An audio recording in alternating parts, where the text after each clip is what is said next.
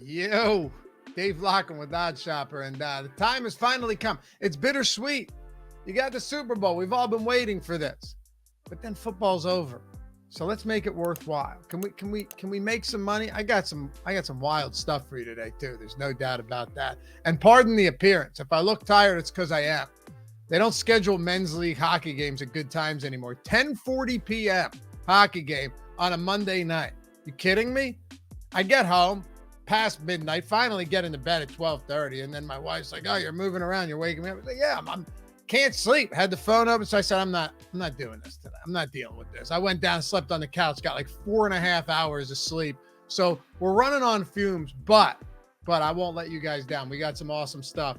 I got a side, I got some props, I got some long shots, all of that we're going to hit on today in best bets for Super Bowl 57. So, hey, hit that thumbs up, subscribe to the channel, and follow me at Lafy_D on Twitter, LOUGHY_D. Oh, and leave a comment down below. Let me know what your favorite bets are for Super Bowl 57. And don't give me, listen, let's get a little crazy, okay? Give me some wild stuff. Give me some long shots, okay? Let's have a little fun with this. I'm going to read and respond to all of these. We'll have a party down there in the comments section for this one.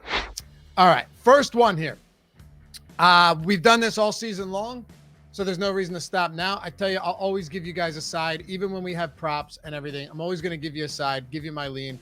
I'm going to lean Eagles, money line, -125. Now, keep in mind, I keep emotions out of this, okay, when it comes to any team. When money's involved, we keep emotions far at bay, and we just try and look at the big picture objectively. The reason I'm going Eagles money line at -125 is, number one, this game is just so close. Like, is this a 1-point game? Who knows? Like, it's very tough. These teams are so close. There was a tweet the other day, I forget who it was from, basically like all of the stats for this team in terms of win percentage, wins, total yards, this, that, everything. It's like all identical. They're just fantastic teams. Both of them have good pass rushes. Both of them have good offensive line. Both of them have great dynamic quarterbacks that can make plays with magic out of the pocket. They're just so dominant on all fronts. The only reason I'm leaning the Eagles here, though, is because while both teams are talented everywhere, Eagles do have a better pass rush. The Eagles do have a better offensive line. Even if the differences are marginal, they are dominant up front in the trenches, and games are won in the trenches. With Patrick Mahomes, sure, getting 2 weeks off, he's probably close to where he wants to be for this game. We don't know if he's at full strength, though. Sure, you could say the same about Hurts with his shoulder. It's yet to be seen. But think about this. Like, the Eagles are as healthy as any team can be coming into the Super Bowl. They kind of coast through the playoffs and the divisional and the championship round game.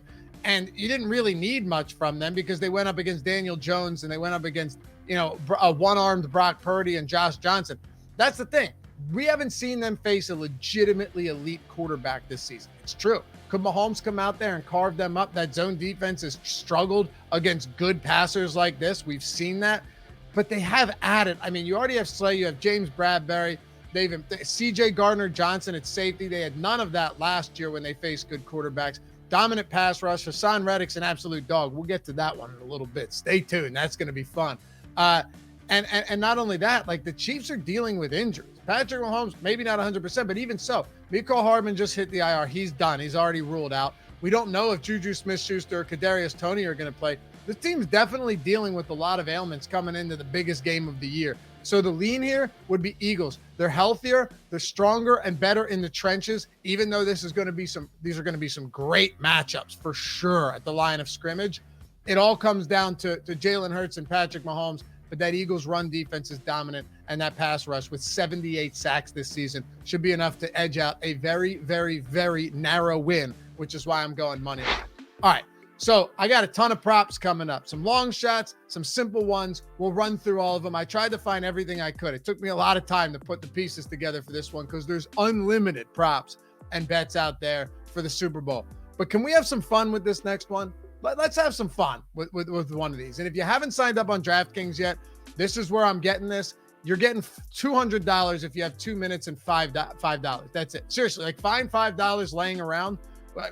Find it laying around somewhere. It'll be well worth your time, because if you sign up, the link's in the description and the link is in the pinned comment. You can't miss them. You click that, right?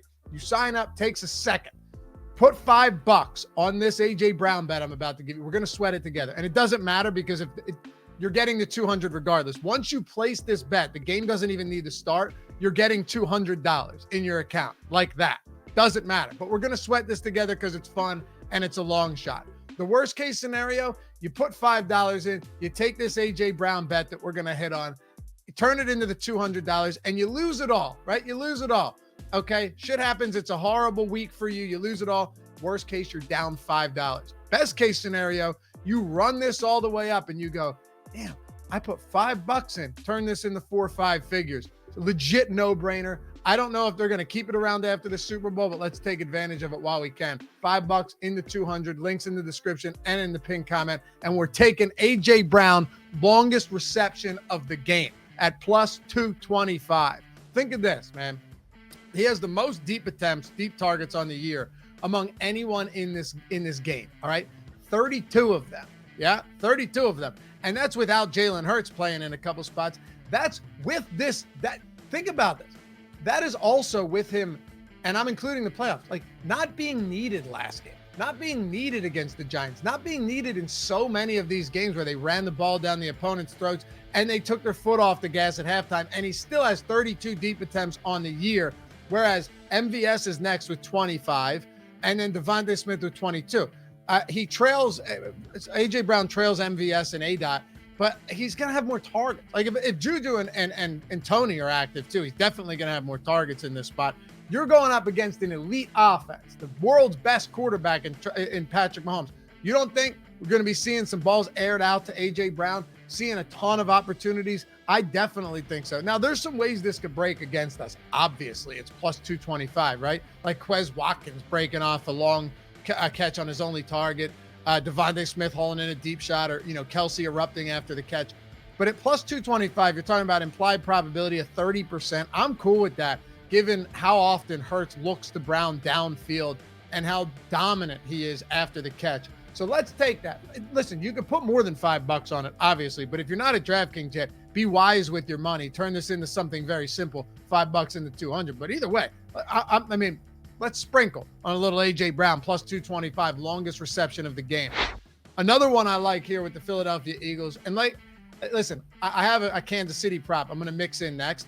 Just keep in mind, like this isn't just straight Eagles props. The problem is with so many questionable tags right now at the wide receiver positions for Kansas City and so much in flux, it's hard to get a good feel for a lot of that. This Jalen Hurts one, I have a pretty good feel for though. And we're getting it at essentially even money, over 10.5 rushing attempts at minus 101. We hammered over 9.5 rushing attempts last game for Hurts, and he got there pretty easily, despite the fact that the Eagles didn't need to do anything in the second half. Even in the divisional round, he had 9 rushes, and they also didn't need to do anything in the second half. Week 18, he had 9 rushes against the Giants when he came back from injury, and the only reason they had him out there is because they needed to clinch the 1 seed, and they clearly instructed this guy not to run. So the great thing here is you're going to have designed runs, no question, right? Biggest game of his life, biggest game of everyone's life in this team. Sirianni, Hurts, all the guys that are there for the first time. There's going to be 3rd and or 4th down opportunities in short where they QB sneak it, which has been virtually automatic for the Eagles. And he's going to need to escape pressure against the good Chiefs pass rush. It doesn't matter if he's racking up a lot of yards. We don't care about that as long as the attempts are coming. And we saw that last week against an amazing 49ers front that largely just limited him across the board, but he still had 11 carries. And you got to consider all bets are off for this matchup. Like they're going to do crazy things. They're going to find ways to get Jalen Hurts involved as a rusher. They'd be crazy not to. I just have such a difficult time believing they don't deploy some unique things to get him more involved with his legs. And consider this, dude. He averaged 10.9 rushing attempts per game this season. And the Eagles were constantly in control of so many of those. In a game like this against Patrick Mahomes, one of the best all-time coaches in Andy Reid, he's definitely going to have to exhaust every option to put points on the board. I love it. Next up, let's go to the Chiefs side of this one. Isiah Pacheco, over 16.5 receiving yards. He looks like he's beginning to take over the Chiefs backfield. This isn't to say McKinnon's not going to still be involved. I mean, I don't think you're going to see a whole lot of Clyde Edwards-Helaire, but in a massive conference championship battle last game, or 2 weeks, what was it, a week plus ago now, against the Bengals, Pacheco played a season high 57% of snaps. He had 16 looks compared to Jerick McKinnon's 39% of snaps and 8 looks. And Pacheco was targeted 6 times, McKinnon 4 times. He ran 26 routes, which is huge. McKinnon only ran 16. I mean, I already like this spot at over 16.5 receiving yards, but it become a whole lot more appealing if one of Juju or Kadarius Toney is unable to go, and you already have no Mecole Hardman. All right, we got 2 more here. We're getting to the mega long shot. Listen, if you guys are betting the Super Bowl, we're going to get to that next. If you're betting the Super Bowl and you're not taking a long shot on an MVP, you're not living. All right. So we're going to ride one together. But first, total game sacks over 5.5. The over's at -105. And I understand why. Like, Patrick Mahomes is very good at evading pressure and evading sacks. So is Jalen Hurts, of course, but you can get to him. And both of these offensive lines are good, but these teams are averaging 7.4 combined sacks per game. And even though you have 2 good offensive lines, you have 2 great pass rushes. Okay. I still don't think Mahomes' mobility is going to be 100%. He was sacked 3 times against a good Bengals pass rush. I like to see 6 total sacks here. I really do. Reddick's an absolute dog. Jones, like there's a lot of different ways that you can see us get over 6, and it doesn't have to be on one side. It doesn't have to be equal. It doesn't have to be lopsided. You can get there in a multitude of ways. So give me over 5.5 sacks in this game. And all right, here we go. Maybe use the DraftKings. If you're signing up on DraftKings with the link, maybe use the promo on this one. Maybe you should. Hassan Reddick, MVP, at plus 3,500. Now, if you watched my first look show, okay, if you watched my first look video last week, this same time last week, if you watched that meant you were getting Hassan Reddick at plus 4,000, at 40-1, okay? But if you take $5 and put it on this, right, with the promo where you're already getting, this is the best part, you're already getting $200. If you take $5 and you win this, it's a your $180 payout. $10, $360 payout, or 10 to win, of course, $350 in a spot like this.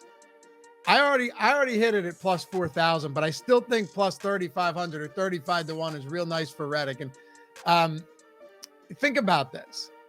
It's very obviously a long shot, right? But if you're not taking a long shot MVP, like I had Aaron Donald last year, and I really thought if it wasn't Cooper Kupp, it was Donald, no doubt.